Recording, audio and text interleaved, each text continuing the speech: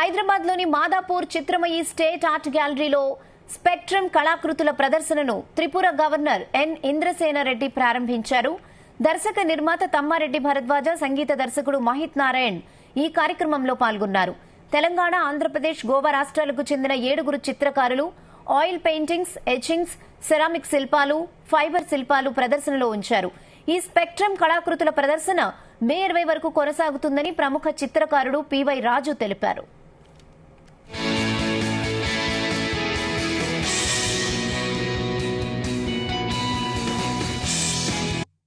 చెట్లను శిల్పాలుగా చెక్కటం, అక్కడి నుండి ఈరోజు లేటెస్ట్ టెక్నాలజీ ప్రకారం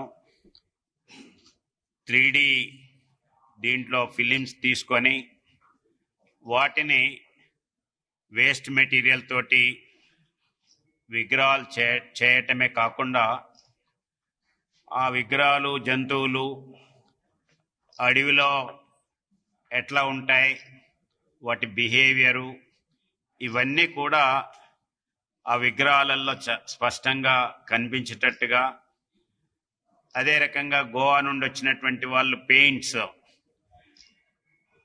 పెన్సిల్ పెయింట్స్, అదే రకంగా ఆయిల్ పెయింట్స్, ఇవి కాకుండా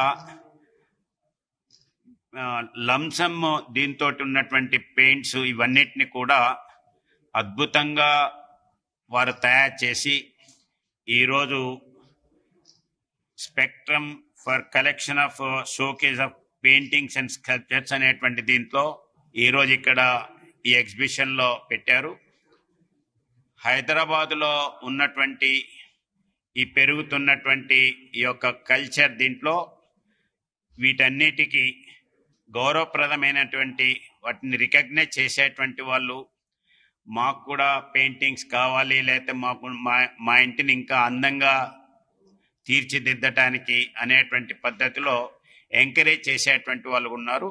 వాళ్ళందరికీ అందుబాటులో ఉంటూ ఈ యొక్క ఎగ్జిబిషన్ని తయారు చేసినటువంటి ఈ యొక్క ఆర్కిటెక్ట్స్ ఎవరైతే ఉన్నారో వాళ్ళందరికీ కూడా నేను ప్రత్యేకంగా అభినందనలు తెలియజేస్తున్నాను.